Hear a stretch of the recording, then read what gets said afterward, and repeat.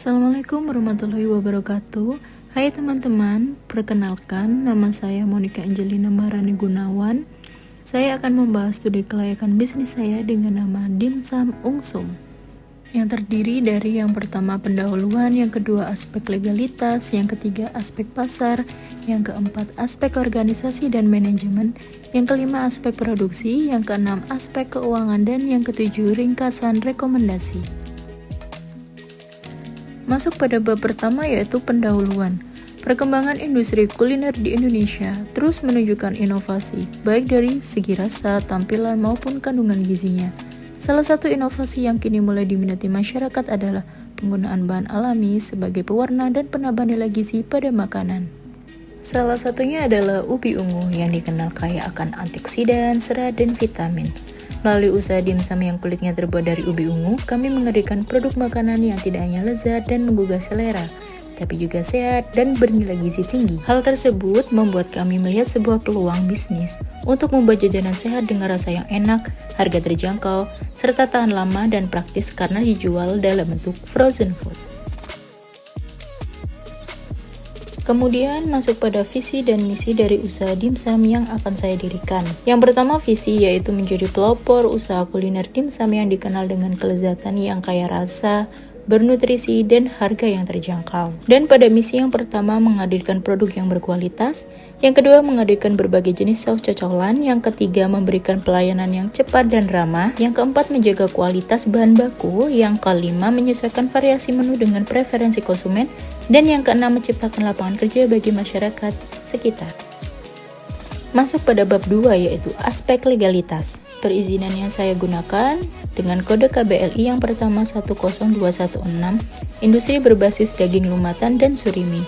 Yang kedua 10750, industri makanan dan masakan olahan. Yang ketiga 1077, industri bumbu-bumbuan dan produk masak lainnya. Berikut saya lampirkan nama perizinan dan nomor perizinan dari usaha saya. Masuk pada bab ketiga yaitu aspek pemasaran. Target pasar atau sasaran khusus dalam usaha ini adalah anak muda berusia belasan hingga 20 tahun ke atas. Di antaranya pelajar, mahasiswa, anak kos, pekerja. Selain itu, targetnya juga ibu rumah tangga dan keluarga muda yang mencari camilan yang praktis dan mudah untuk disiapkan. Strategi pemasaran yang pertama yaitu melakukan dengan cara online marketing, memanfaatkan sosial media, dan yang kedua endorsement, memanfaatkan food influencer lokal, yang ketiga promo dan giveaway, yang keempat membuat kemasan dengan menarik dengan tambah stiker atau quotes lucu, yang kelima melakukan kerjasama dengan brand lain.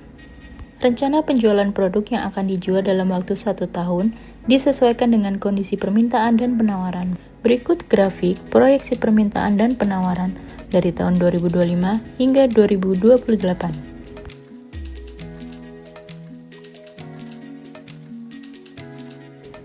Strategi pemasaran perusahaan dilakukan berdasarkan analisa 7P dengan alat analisis SWOT. Yang pertama produk, kaitan dengan SWOT yaitu dari segi strength atau kekuatan.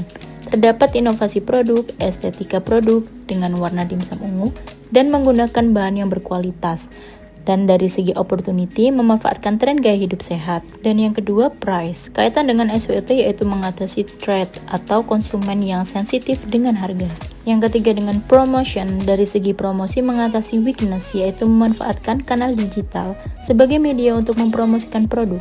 Yang keempat yaitu placement, kaitan dengan SWOT yaitu memanfaatkan opportunity di kanal digital, penjualan melalui penitipan pada toko atau retail, serta menerima reseller. Selain itu, usaha ini juga memanfaatkan platform e-commerce yang saat ini banyak digunakan konsumen seperti GoFood, GrabFood, Shopee Food untuk pemesanan makanan.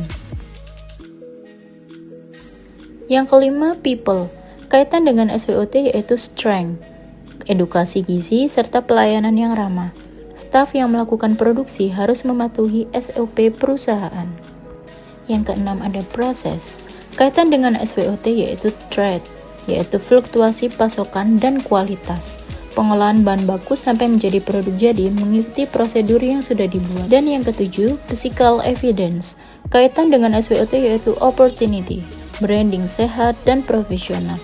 Fisik dari usaha dimsum ini terdiri atas sebuah tempat dengan luas 45 meter persegi. Masuk pada bab 4, aspek organisasi dan manajemen. Struktur organisasi dan penggajian. Direksi terdiri dari satu orang yang bertugas untuk mengontrol operasional dan pengambilan keputusan. Staf pemasaran terdiri dari 3 orang dengan tugas strategi promosi dan penjualan. Staf produksi yang terdiri dari 11 orang dengan tugas untuk memproses produksi dan kontrol kualitas. Staf keuangan terdiri dari 3 orang dengan tugas laporan dan pengawasan keuangan. Jadwal praoperasi selama 4 minggu, yaitu minggu pertama sampai minggu ketiga. Melakukan survei pasar, tempat peralatan dan perizinan. Pada minggu keempat melakukan uji coba produksi dan untuk memulai operasional. Masuk pada bab kelima, yaitu aspek produksi. Produknya yaitu dimsum somai frozen, kulit dari ubi ungu alami tanpa pewarna buatan, toppingnya yaitu jamur, keju mozzarella, wortel, crab stick, dan cabai. Kemudian varian sausnya yaitu mentai, chili oil, sambal bawang, dan sambal mata. Masuk pada proses produksi yang pertama, persiapan bahan baku, yang kedua pembuatan kulit ubi ungu, yang ketiga pembuatan isian, yang keempat pembentukan dan topping, yang kelima pengukusan, pendinginan, dan pembekuan, yang keenam pembuatan saus, yang ketujuh pengemasan vakum dengan seal, yang kedelapan penyimpanan dan distribusi. Berikut adalah rincian biaya untuk bab 5 aspek produksi. Tenaga kerja produksi sistem harian sebanyak 238 juta per tahun, sistem borongan 67.500.000 per tahun. Biaya produksi lainnya yaitu mesin dan peralatan sebanyak 35.075.000, bahan baku awal sebanyak 4.389.000, dan biaya umum pabrik sebanyak 25 juta per tahun. Masuk pada bab 6 yaitu aspek keuangan. Sumber dananya yaitu 100% berasal dari modal sendiri sebanyak 200 juta, kebutuhan investasi awal sebanyak 124.225.000, kebutuhan modal kerja sebanyak 92.655.000. Berikut pula saya lampirkan untuk aliran kas bersih atau net cash flow, aliran investasi, serta break even point atau BEP pada perusahaan yang akan saya dirikan. Masuk pada bab ke-7, ringkasan rekomendasi. Yang pertama, aspek legalitas. Legalitas pada perusahaan saya ini sudah lengkap, yaitu terdapat NIB, NPWP, surat domisili, SPP IRT, MD BPOM. Rekomendasi tambahan yaitu menambahkan sertifikasi halal MUI. Dan yang kedua, aspek pemasaran. Target pasar yaitu anak muda dan keluarga muda. Rekomendasi memaksimalkan promosi digital dan bangun program loyalitas. Dan yang ketiga, aspek organisasi dan manajemen. Struktur organisasi sudah jelas dan sistem gaji terencana dan jadwal kegiatan praoperasi yang realistis. Rekomendasi yaitu mengadakan pelatihan rutin, khususnya pemasaran digital. Yang keempat, aspek produksi. Proses produksi sistematis, alat dan mesin lengkap, dan kapasitas produksi sesuai permintaan pasar. Rekomendasi yaitu selalu menjaga kualitas dan menyiapkan rencana cadangan pasokan. Yang kelima yaitu aspek keuangan, bernilai positif, sangat menguntungkan, menunjukkan nilai yang tinggi. Rekomendasinya yaitu selalu mengontrol biaya dan menjaga efisiensi produksi. Kesimpulan akhir, usaha dimsum Ungsum yang akan saya dirikan dinyatakan layak untuk dijalankan, baik dari aspek hukum, pasar, organisasi, produksi, maupun keuangan. Itulah pembahasan dari studi kelayakan bisnis yang akan saya jalankan. Jika kalian suka, boleh like, save, dan follow ya. Terima kasih semua.